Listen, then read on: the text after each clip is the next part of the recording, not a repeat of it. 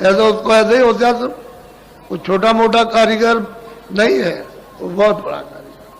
तो जीवात उसने भी बड़ी तपस्या की, बहुत तपस्या की उसने। तपस्या करते करते तब सत्पुरुष प्रसन्न हुए, तभी तो मतलब प्रसन्न होकर के ये जीवों का भंडार मांग लिया कि हमको दे दीजिए, हम रचना रचेंगे, रचना रचेंगे। तो सत्पुरुष प्रसन्न होकर के और मतलब है कि इनको ये सब जीवों को दे, एक छोटा सा भंडार इनके हवाले कर दिया, सुपुर्द कर दिया। अब ये यहाँ ले आए और ले आकर के इन्होंने, पहले तो कुछ नहीं था, जब आप जाने लगे, वापस लौटने लगे और बहुत सी जीवात्माएं वापस लौट गई, उसके बाद उन्होंने देखा तो हमारा तो मतलब इतने जुगों और इतने कल्पों तक हमने तब किया, तो उसके बाद में ये हमको मिला और ये सब चले जाएंगे तो हमारे पास क्या रहेगा। तब उन्होंने ये विधान बनाया और विधान बना करके आपको अधिकार पूरा दे दिया।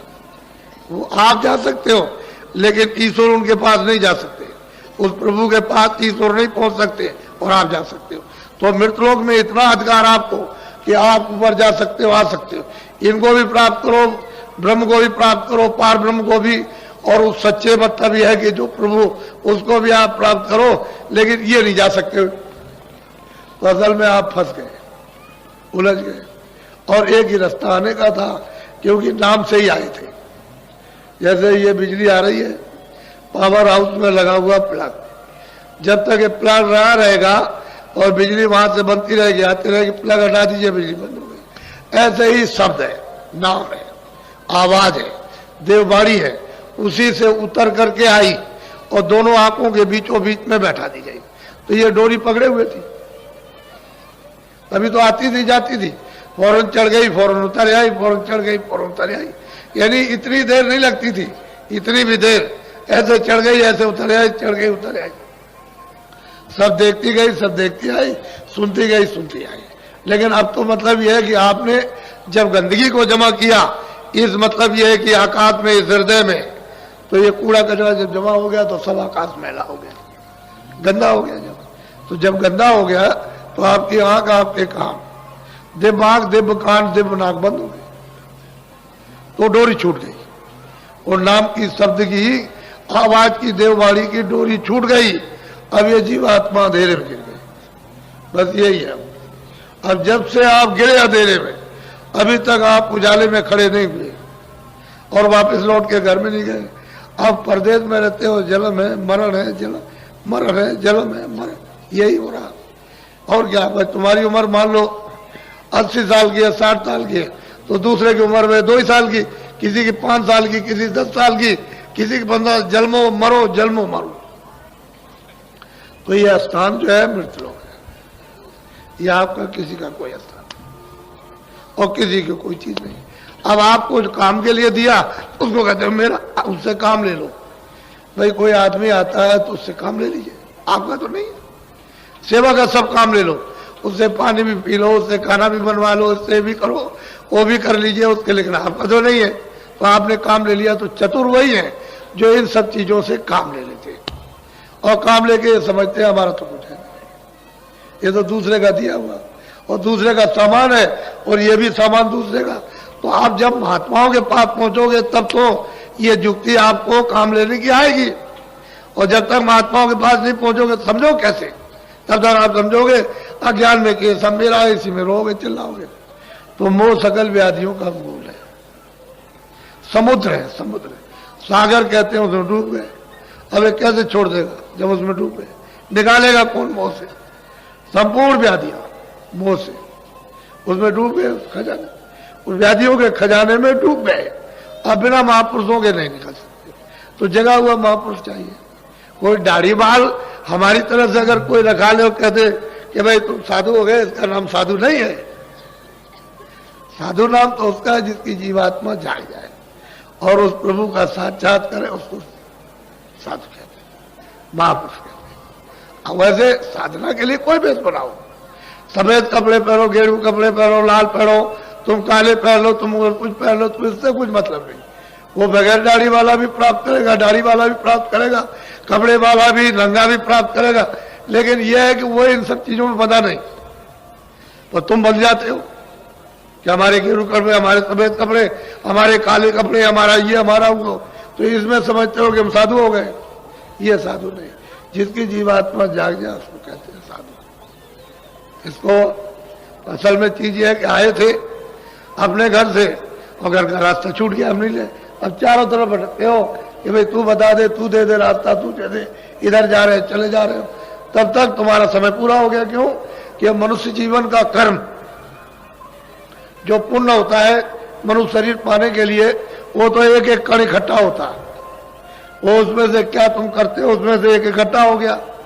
बाकी चार खानों के अलग अलग अलग अलग यानी कर्म पुण्य, पशु का, पंछी का, कीड़ों का, यानी इनका अलग अलग जो कर्म है और उसका जो अलग अलग पाप पुण्य वो अलग अलग जमा होता है, उसको उस योनि में मिलेगा। आपका होगा आपको इस योनि में मिलेगा। तो मनुष्य शरीर के कर्म अलग है प्राप्त करने के, और पशु इत्यादि पंछी उनके अलग कर्म है, तो उसका भोग अलग है, इसका भोग अलग है। तो आप मनुष्य शरीर का तो कोई काम करते नहीं कि हमको फिर मिल जाएगा। अब आपको तो पता है नहीं, आप तो समझ लेते हो मैंने कर लिया होगा, तो तुम्हारे समझने से क्या होने वाला, अंधेरे में क्या समझोगे, जब तक उजाला नहीं होगा तब तक कुछ नहीं समझ सकते हो। तो ये मनुष्य शरीर फिर मिलेगा नहीं, फिर आपके हाथ आएगा नहीं, क्योंकि आपने कर्म तो कोई किया नहीं। तो कितनी लंबी चौड़ी है 84, 4 खाने और 84 लक्ष्य नस्लें, यानी मतलब कितना लंबा चौड़ा ये जंगल है। कब पार करके आओगे, तब जाकर के कभी ये कब 1 बरस के लिए, 2 बरस के लिए, 10 बरस के लिए या 20 बरस के लिए तुमको समय मिला, फिर चल दिए, फिर लौट गए। मनुष्य जीवन नहीं मिलता, आपकी बार आपको मिल गया, इससे आप लोग बचे हुए समय से काम लो। हमने तो आपको यहाँ पर जो बुलाया है, ऐसा कोई आदमी समझता था कि इतने आदमी आएंगे, सब अंधेरे में थे। अभी क्या, अभी तो आप देखिएगा कल, अभी आपने देखा ही क्या, कुछ नहीं देखा। तो उससे लाभ उठाना चाहिए सबको, सबको अवसर मिलता। कोई ये नहीं कह सकता भाई हमको मौका नहीं मिलता। सबको, छोटे बड़े, पढ़े लिखे अनपढ़, किसी भी मतलब मनुष्य हो, इंसान हो, सबको ये मौका, सबको अवसर दिया जाता है कि सबको लाभ। लोग ये कहते हैं कि नहीं हमको नहीं मौका मिला, हमको अवसर नहीं मिला और हमको मतलब ऐसा नहीं, सबको। कोई ये नहीं कह सकता। अब उसका लाभ जमा कर रख सकते हो, नहीं रख सकते हो। चीज दी हुई तुम्हारे पास, ये झोली है कि नहीं है जिसमें तुम रखो, लेना आता नहीं है, दे दिया जाए तो फेंक देते हो ऐसे करके, तो फिर कोई क्या करेगा। वो तो सबको मौका देता, यह अवसर सबको मिलता है। तो असल में मनुष्य अनमोल शरीर प्राप्त किया और दरवाजे पे बैठे हुए, बिल्कुल सामने स्वर्ग है, सामने ही बिल्कुल बैकुंठ है, और दरवाजे बैठे हो, और मतलब इधर अंधेरे में बैठे हो। तो तुम कम से कम इतना तो करो कि अपनी जीवात्मा के ऊपर में मैल है, जो गंदगी जमा है, जिससे कि वो बंद हो गई, तो उसको तो साफ करा लो थोड़ी सी। कुछ तुम भी मेहनत करो, कुछ जो बता रहा है, जो रास्ता चलाएगा, कुछ वो मेहनत कर देगा। तो दोनों की मेहनत से अतिशय रगड़ करे जो कोई, अनल प्रगड़ चंदन से हुई। अरे भाई जीवात्मा से जब आप रगड़ोगे तो मैल कटेगा, कुछ वो करेगा, कुछ आप करोगे, बस रगड़ पड़ जाएगी। तो शुद्धि सफाई मन की, बुद्धि की, चित्त की, अंतःकरण और जीवात्मा की हो जाएगी। अंतःकरण उसी हृदय को कहते हैं, उसी आकाश को जिसमें ये सब कूड़ा कचरा जमा हो गया, उसी को कहते हैं सफाई। जब तक वो नहीं साफ होता तो आपको दिखाई क्या देगा। आप तो दरवाजे में बैठे हो और शरीर के बाहर बैठे हो, कोई शरीर के अंदर नहीं हो, लेकिन कूड़े कचरे की वजह से, यानी मतलब यह है कि दब गए, हम नहीं छोड़ सकते उस पर्दे को, कि उसने और आप दोनों का पर्दा एक मिल गया, जमा हो गया। अब इसका उससे संबंध, उसका इसके, वो दोनों का संबंध हो गया, बीच में वो दब गई। तो जीवात्मा तो चेतन है, वो तो जड़ है नहीं, उसमें तो आंख भी है, कान भी है, नाक भी। अब ये शरीर में काम लेने के लिए शरीर के कान है, शरीर की आंख है, शरीर की नाक है। अगर ये नहीं रहेगी तो मतलब ये है कि आप मतलब क्या देखोगे, क्या सुनोगे और क्या सूंघोगे। तो उसने बाहर से भी सुराग रखे ताकि बाहर की चीजों का बोध हो जाए, इसलिए चीज आपके पास सब कुछ है। उस दिल की उस आठ की जब हो जाती है तो देखो किस तरह से वो आकाश चमकता है। ये सूरज की रोशनी कुछ नहीं, आपको तो इसका ज्ञान है नहीं है कि भाई ये जीवात्मा में कितनी रोशनी है, कितना इसमें प्रकाश है।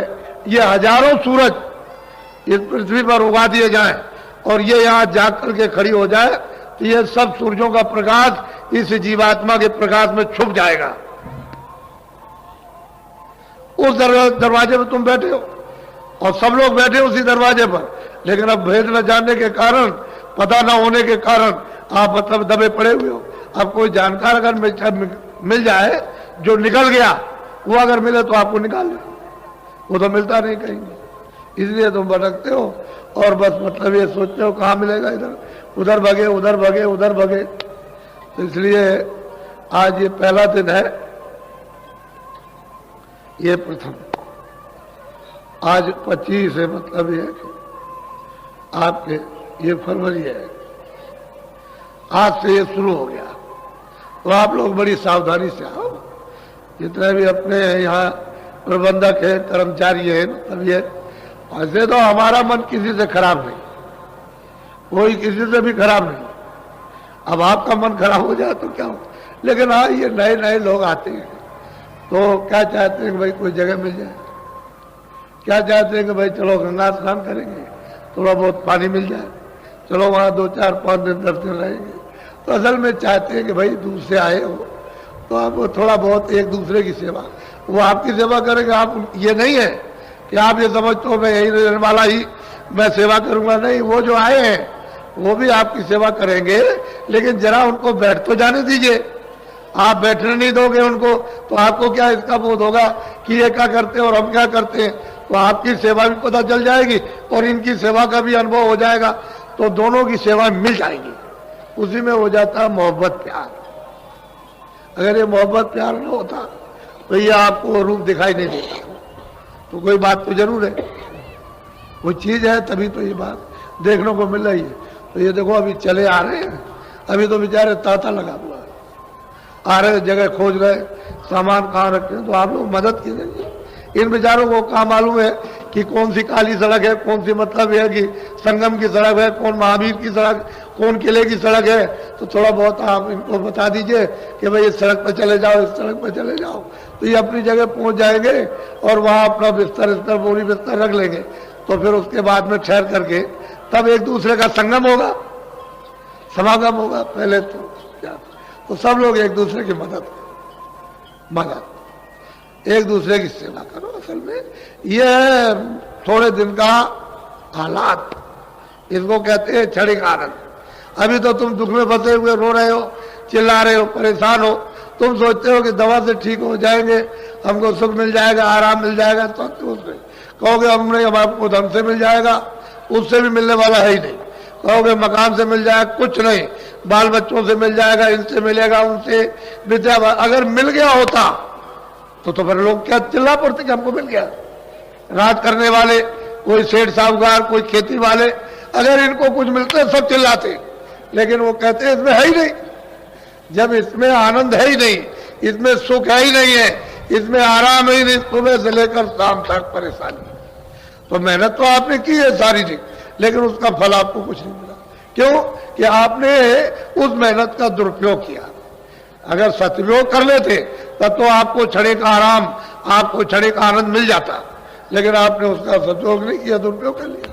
तो इसलिए सबको दुख है। कोई आदमी ऐसा नहीं है जिसको बेचैनी ना हो, लेकिन अब यह है कि वो महात्मा फकीर मिले तभी तो हो सकता है, ऐसे नहीं होगा। तो ये मनुष्य रूपी मंदिर में दोनों आंखों के बीचों बीच ये जीवात्मा बैठी है और उसमें तीसरी आंख है। कैसे आप नकार सकते हैं कि तीसरी आंख नहीं है? अगर नहीं होती तो रामायण झूठी हो जाएगी। ये जो और किताबें धार्मिक है वो फकीर महात्माओं की सब झूठी हो जाएंगी, लेकिन वो तो चीज है। जब है चीज तो फिर यह है कि आपको भी मिल सकती है। ऐसा क्यों कहो कि हमको नहीं मिलेगी? मिल जाएगी, लेकिन जिसके पास वो चीज होगी दे देगा आपको। उसकी आपको प्रतीक्षा करनी, उसके पास तक पहुंचने की जरूरत है।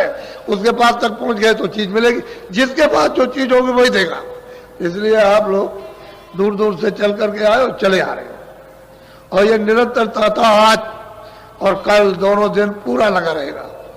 इसको ऐसा मत समझिए ये महामानव कुंभ लगने जा रहा। हम आपको इसी मैदान में आपकी दृष्टि के सामने दिखा देंगे कि ये बता देंगे कि ये पुल से लेकर और यहां तक कोई जगह नहीं रह गई।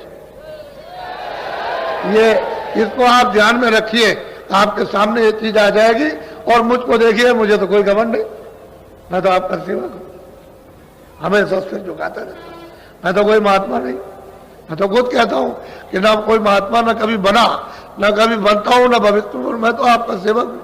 आप मुझको देखिए। आप तो एक आदमी की मेहनत उसको देखना चाहिए, सब बुद्धिजीवों को, और जो अनपढ़ है उन सबको विचार करना चाहिए कि एक आदमी कितनी मेहनत कर रहा, और किसके लिए, कि भाई तुम्हारी जीवात्माओं का भी कल्याण हो जाए और शरीर का भी तुम्हारा, जब तक इसमें जीवात्मा रहे उसको लाभ पहुंच जाए।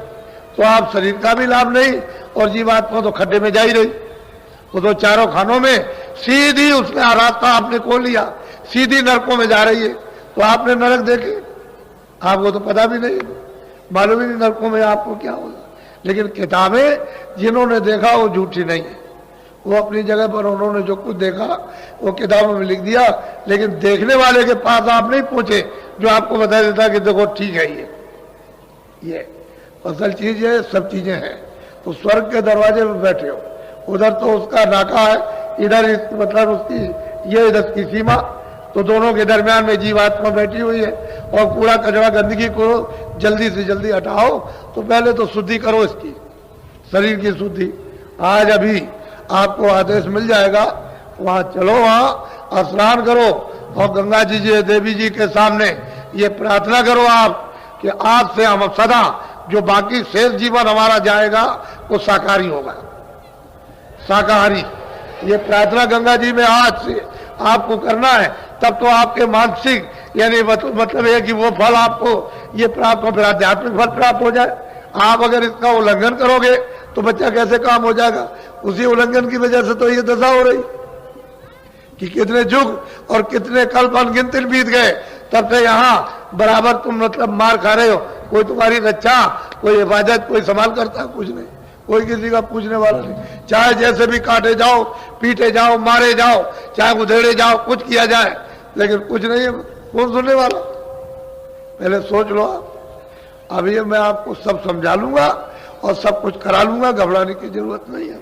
तो अभी वहां जब आदेश मिल जाएगा तो वहां पर जाना, स्नान करो और वहां नहाते रहो, देवी जी की तरफ देखते रहो और देखते रहो। कहा तो बस अब हम आपसे शाकाहारी, आप में स्नान करते हैं और अब हमारा जीवन शाकाहारी अब शेष जाएगा।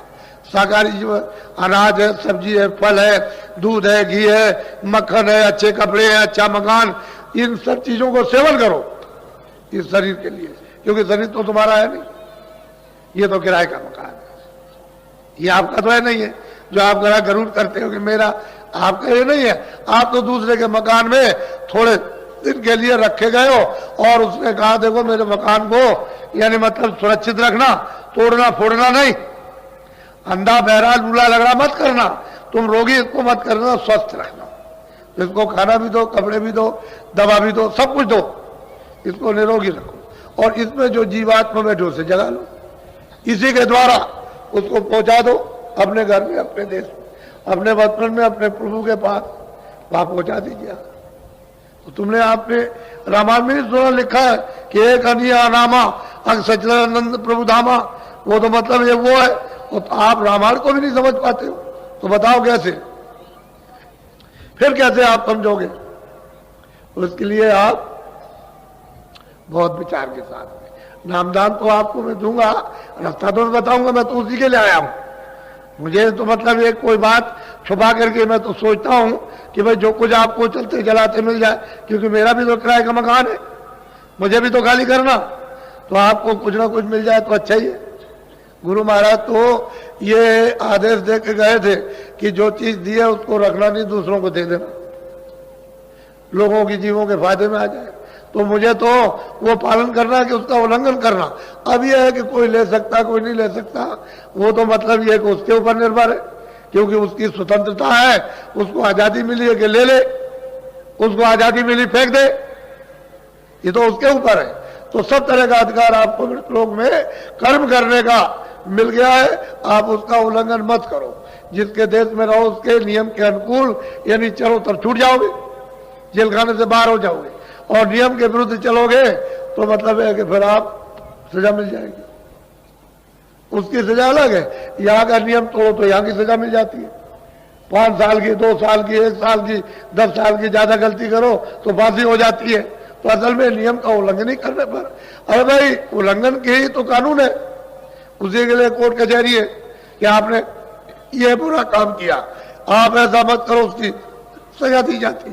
माफी मांग लोगे, नहीं करेंगे तब तो ठीक है, लेकिन करोगे उसी के लिए कि तुम्हारी आदत, तुम्हारा स्वभाव छूट जाए, उसी के लिए सत्यता, सेवा के लिए, प्रेम के लिए, सत्यता के लिए, इसके लिए तो कोई कठिनाई न कभी हुई न कभी होगी। कोर्ट कचहरी तो बुरे काम के लिए, अच्छे काम के लिए कभी भी नहीं। तो आप लोग मनुष्य जीवन को आप सार्थक बनाओ। तो पहले तो मैं एक भजन कराऊंगा, क्योंकि मेरा काम तो भजन कराने का, असली काम दोनों काम ले लेना, कि ये भी शरीर के लिए भी लेना और भजन भी कराना। और उधर पे त्रिवेणी संगम पर भेजूंगा मेरी बातों को अच्छी तरह से। ये जिस घाट पर आप आए हो उस पर वो बैठे हुए, मल्लाह भी बैठे, पंडे भी बैठे। पंडा तो एक शब्द है, वैसे तो वो ब्राह्मण है। वो बैठे हुए, वो मेहनत करते, दिन भर बैठे रहते, मेहनत करते, सामान को रखाते, आपको मतलब है चंदन ये वो सब कुछ देते हैं, और मतलब ये है कि जगाते रहते हैं। तो आप मतलब मल्लाह नाव ले जाते हैं, ले आते हैं बरसात में, तो आखिर इनकी उतराई तो थोड़ा बहुत उनको भी देते हैं। क्या बात है, अरे भाई रास्ते में तांगे में बैठोगे, अरे इसमें बैठोगे तो थोड़ा बहुत उसको भी कि भाई मेहनत किए, चलो भाई तुम्हारी मेहनत करें। तो सब जगह अपनी अपनी मेहनत है, वो मेहनत का। रेल में बस में आते हो तो मतलब देकर आते हो, भाई वो भी मेहनत है, वो भी मतलब है कि चलेगा, टूटेगा फूटेगा ठीक हो जाएगा। तो हर जगह अपनी अपनी जगह मेहनत है, तो सबकी मेहनत दे दो तो जल्दी निकल जाओ, जल्दी काम हो जाए। और मेहनत नहीं दोगे तो फिर जही तही फंस जाओगे, तो बड़ा मुश्किल। इसी तरह से वो विधान बना हुआ कर्मों का, पाप का, पुण्य का। तुम उसका कर्जा चुका दो। हम तो चाहते हैं सबका कर्जा चुक जाए। जितने लोग चारों तरफ से आए, किसको किसने किसको दिया है, ये बेचारे जो है, क्या मतलब ये कि 2-4 टीमें काम कर सकती है, जो सफाई करते हैं उनके लिए। तुम खुद झाड़ू लो अपने हाथ में इनके साथ, और झाड़ू लेकर के सुबह 2 बजे उठ करके सेवा करो, देखो कितना कर्जा तुम अदा किए देते हो। जिसका लिए तुमको क्या मालूम कि कर्जा कैसे चुकाया जाएगा। पानी पिलाओ, इनको बना करके खाना खिलाओ, अपने में से कुछ बना के खिला दो कि तुम भी खा लो आकर के। तो प्यार से, प्यार के साथ मोहब्बत की कर्जा चुक जाएगा। जो लाखों लाखों लिया या करोड़ों लिया है या करोड़ों किसी को दिया, तो लेना देना कर्म कर्जा बच्चा चुकेगा में ब्याज के, तो जीवात्मा छुट जाएगी, तो वापस पहुंच जाएगी। कर्म कर्जा देना ही है, इस लोक का नियम बना हुआ कि बिना कर्म कर्जे के आप अदा किए हुए यहां से जा नहीं सकते हो। फिर महात्मा ज्ञान रूपी अग्नि जला देते हैं, उसमें फेंकवा देते हैं अग्नि को, योग रूपी अग्नि को, तो उसमें जल के खाक, उसका साथ सामान तैयार कर लो, फेंकने में क्या देर लगेगी, 60 से साफ हो जाएगा। तो दिमाग ज्ञान चक्षु तीसरा नेत्र है, यानी मनुष्य रूपी मंदिर में खुल जाएगा। यही से बैठ के स्वर्ग देखो, इसी जगह से। अरे तुमको क्या पता है स्वर्ग का? अभी किसी से पूछा जाए, तुम बहुत पढ़े लिखे हो, स्वर्ग में क्या क्या है और कौन कौन रहता है, तुम बता दोगे? जब तक देखोगे नहीं वहां, तब तक क्या बता सकते हो? वो मुसलमान कहते हैं कि वो 14 तबक है, 14 भवन है, ना वो बता सकते हैं ना आप बता सकते हो, किताबों को देखते रहते हो। अरे महात्माओं ने देखा तब लिखा, आपने तो कुछ किया नहीं, ना कुछ देखा, तो आप क्या बताओगे कि क्या चीज कहां पर है? तो देखो स्वर्ग में कितनी बड़ी बड़ी नदियां, कोई स्वर्ग इतना है, ये छोटा सा, ये जो इतना आपका मृतलोक है, इससे जितना पूरा विश्व जो, इससे मतलब कितने करोड़ों हिस्सा ज्यादा, यानी कितना ज्यादा तो स्वर्गलोक है। उसमें कितनी बड़ी बड़ी नदियां, ये तुम्हारी सब नदी ऐसे सारे संसार की ऐसे चला दी जाए एक नदी बनाकर, तो वहां इतनी सी मालूम होगी, ऐसी बड़ी बड़ी नदियां बह रही। अरे तुम उधर चलो उस रचना की तरफ, उस मतलब ये है कि देवलोक की तरफ में, कि यही से रास्ता जाता है सीधा। जब तुम्हारा ये साफ हो जाएगा तो बच्चा यही से सीधा, अरे भाई जहां दूरबीन जब लगती है तो दूर की चीज पास और पास की चीज दूर, यही से दिखाई देती है। तो तुम्हारे पास तो दूरबीन है ही, आंख की सफाई होने की जरूरत है कि वो मैल चला जाए, गंदगी चली जाए, तो दिव्य नेत्र ज्ञान चक्षु खुल जाए।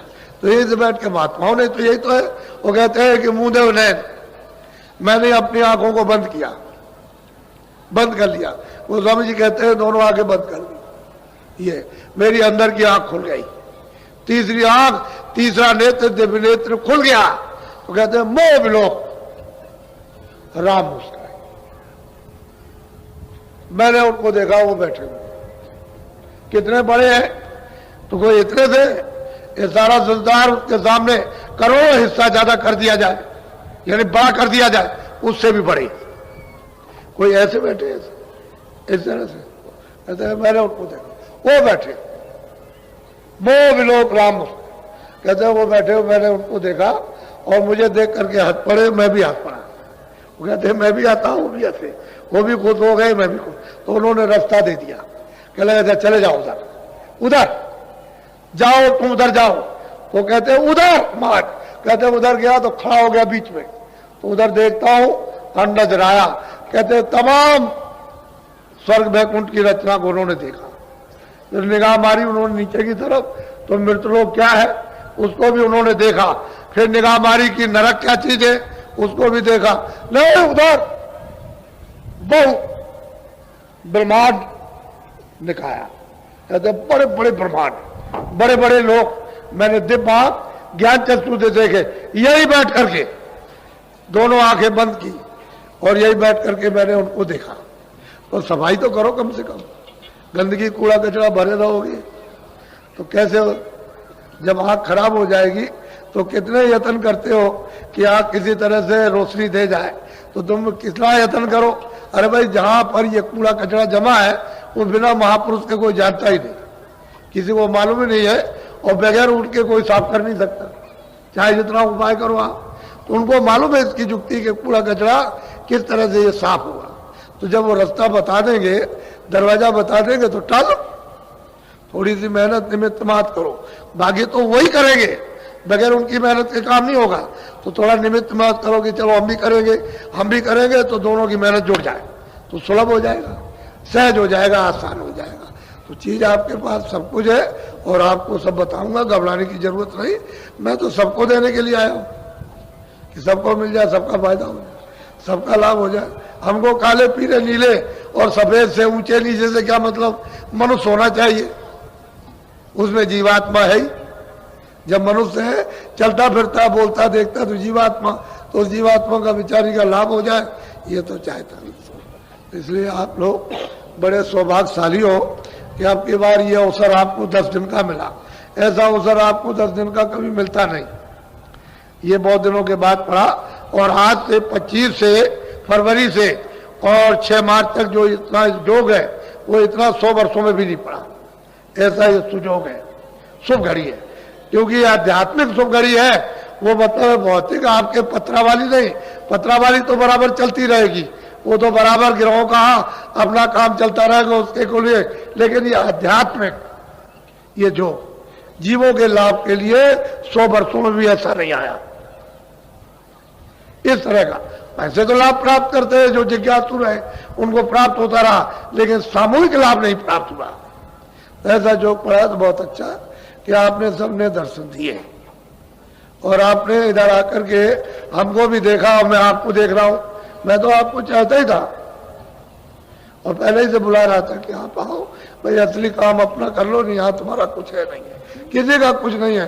तुम वैसे ही दिनों रात रोते हो, मेहनत करना सीख लो कि भाई मुझे खेती कैसे करना, दुकान दफ्तर का काम। अगर तुम ये कहते हो कि बच्चा मेरा, स्त्री मेरी, पुरुष मेरा, मेरा ये है, मेरा मकान है, मेरी जमीन है, ये आपका कुछ नहीं, सच्ची बात तो कुछ नहीं। मुझसे अगर पूछो कुछ भी नहीं आप, बस जो कुछ भी है वो इसके काम लो, ये सब इसका है, इस शरीर का है, ये सब इसके काम लो। खाना कपड़ा दवा दारू ये सब इसको दो, इसकी मलहम पट्टी ठीक करो, और समय पूरा होते ही ये खाली क्या कर लो, चलो जल्दी निकलो यहाँ बैठो, अब देर से ही एक क्षण भी नहीं लगेगा। फौरन आकर के तुम्हारी आंख बंद करेगा, कान बंद करेगा, तुम्हारे मुंह बंद कर देगा, बुद्धि बिल्कुल पागल कर देगा, और कहेगा निकलो जल्दी से, बस जबरदस्ती खींच काट के निकाल बाहर कर देगा, ये सब पड़ा रह जाएगा। अब ये बताओ आपका कुछ है? इतना देर से चिल्ला रहे कि मेरा मेरा मेरा, कोई कहता मेरा राज है, कोई कहता मेरा ये, कोई कहता आपका कुछ नहीं है, ये तो परदेश है। दूसरे देश में आपकी चीजें कैसे हो सकती है? हाँ, दूसरे देश में जाओ, उसकी चीजों को इस्तेमाल कर लो, छोड़ के चले आओ, उसको पकड़ के नहीं ले आना, वही काम में ले लो इसके लिए और छोड़ दो। रिश्तेदार जाते हैं रिश्तेदारी में तो सब चीजें वहां की बरत लेते हैं इसके लिए और छोड़ के चल देते हैं, हम लोग चले आते। ऐसा यहां भी रखो कि ये सब चीजों को बतलो, छोड़ दो, क्योंकि ये तो आपका कुछ है नहीं, यही आपका नहीं है। जितने सब इकट्ठा किया है, अरे बच्चों ये मकान किराए का तुम्हारा नहीं है, जिसने इकट्ठा किया वही चला जाएगा, तो बाकी ये सब सामान ये पड़ा जड़ रहे। इसलिए सब बोध करो, बिल्कुल एकदम बुद्धि से विवेक करो कि हाँ सत्य है कि नहीं। बुद्धि का भी एक सत्य होता है, उसको आप अच्छी तरह से धारण कर लो कि ये सत्य है, ये इधर उधर होने वाला कुछ भी नहीं। आप उसी में से धीरे से निकल आओ, जल्दबाजी करने की जरूरत नहीं, सरे सरे धीरे से निकल आओ, निकल के तकलीफ नहीं होगी, उंगली टेढ़ी मेढ़ी नहीं होगी, कोई खरोच नहीं पड़ेगी, धीरे से निकल आओगे और निकल के एक तरफ हो जाओ। ऐसे ही लोगों ने, यानी मतलब यह है कि रहकर और अपना जीवन बिल्कुल अपने काम में ले लिया और पार हो गए। इसी मृतलोक में, इसी ग्रस्त हाउस में रह करके पार चले गए। तो अभी मैं आपको थोड़ा भजन पर बैठाऊंगा, कम से कम आधा घंटा भजन। आप सबके सब एक कपड़ा रखा करो, रुमाल रखा करो या कोई गमछा रखा करो। देवियां हैं जरा सा धोती थोड़ा सा आगे सिर पर कर लेगी, ताकि मतलब है एक पर्दा रहे मालिक की याद करने का, भजन करने का, ताकि उसकी इज्जत के साथ यानी याद की जाए। इसलिए यह होता है, ऐसा नहीं कि मतलब है बड़े बूढ़े आते हैं तो बहुएं घर में पर्दा डाल लेती, ऐसे कि हम आपकी इज्जत करते हैं, हम आपको आदर की दृष्टि से देखते हैं, यानी आपको नमन करते हैं। इसी तरह से मालिक को याद करने के लिए थोड़ा सा इज्जत के लिए पर्दा चाहिए, उसका थोड़ा सा पर्दा डाल लो। पहले समझ लो, मन को, बुद्धि को, चित्त को, ये दोनों आंखों के बीचों बीच ये जीवात्मा बैठी है। इधर देखो, इधर ये, इसी को हिंदी में कहते हैं हृदय, उर्दू में कहते हैं दिल, अंग्रेजी में कहते हैं हार्ट। ये दोनों आंखों के मध्य भाग में बीचों बीच इसमें तीसरी आंख है, तीसरा कान है, तीसरी नाक है। दो आंख, दो कान, दो नाक शरीर में, एक आंख, एक कान, एक नाक उस जीवात्मा में। और वो कुदरती है, जहां से आई थी वहीं से लेकर के आई है। बीच में पर्दा पड़ा हुआ, उसको उतारते चले जाओ, पर्दा उतरता जाएगा, वो निकलती चली जाएगी और बिल्कुल एकदम निकल जाएगी, बिल्कुल नूरी नूर, बाकी उसमें कुछ नहीं है, नूरी नूर है, प्रकाश ही प्रकाश है, उसमें आवाज ही आवाज है, शब्द ही शब्द है, साउंड ही साउंड उसमें, दूसरी और कोई चीज इतनी सुंदर कि उससे सुंदर कोई चीज है ही नहीं इस जगत में, क्या कहीं नहीं सुंदर। वास्तविक जो उसका रूप है अरूप है। तो इसलिए आप मन बुद्धि देखो, इधर ये दोनों आंखों के मध्य में जीवात्मा अंदर बैठी है, यानी बीचों बीच में, और इसके चारों तरफ मन बुद्धि चित्त बैठे हुए। तो ये किसके कारण हरे भरे हो रहे? वैसे तो ये भी जड़ खोल है, लेकिन जीवात्मा की चेतनता से, सूरत की चेतनता से, रूह की उस चेतनता से ये सब काम करते हैं। अगर वो न रहे तो एक भी नहीं रह सकते। तो ये चारों तरफ बैठे हुए घेर कर, मन है, बुद्धि है, चित्त है, अहंकार है। तो मन को, बुद्धि को, चित्त को यही कानों के साथ रोक कर आधा मिनट, 1 मिनट, 2 मिनट, यानी, और ऊपर से जो नाम की आवाज आ रही, ऊपर की तरफ, ऊपर से आ रही, अपनी जमीन से, अपने देश से आवाज दे रहा, और वो सामने आवाज ऐसे टिकी हुई है। तभी तो कहते हैं कि आरती और कीर्तन घनाघोर हो रहा, 24 घंटे चारों जुगों से एक रफ्तार आरती और कीर्तन हो रहा, कभी बंद नहीं होता, और तुम्हारे कानों तक आवाज आती है यहाँ तक। लेकिन क्यों नहीं सुनाई देता? कि कान तुम्हारे गंदगी के कारण बंद, बहरे हो गए, इसलिए सुनाई नहीं देता। आंख तुम्हारी अंधी हो गई, इसलिए दिखाई नहीं देता। नाक तुम्हारी जो है वो बंद हो गई, तो सूंघने को नहीं मिलता। सब चीज आ रही उधर से, पर तुमको होश नहीं है। तो महात्मा आते हैं कि भाई इस तरह से तुम जरा सा थोड़ा सा इधर से ध्यान हटा के उधर ख्याल करो, देखो और नाम की डोर मिल जाए। उसी को पकड़ के आए थे, उसी को पकड़ के वापस जाना, दूसरा और कोई रास्ता है नहीं। ऊपर खुले हुए मैदान, खुली हुई रचना, उधर खुले हुए लोग हैं, उधर अंधेरा नहीं है, उधर ना सूरज निकलता ना डूबता, ना दिन होता ना रात होती, उधर ये कोई झगड़ा नहीं, ना कोई पाप होता ना पुण्य होता, ना कोई दफ्तर है, ना कोई खाना, ना कोई पीना, ना कोई मार, ना कोई काट, ना धोखा, ना बेईमानी, ना कोई मल है, ना कोई मूत्र है, कुछ नहीं है, ना कोई आना ना आना।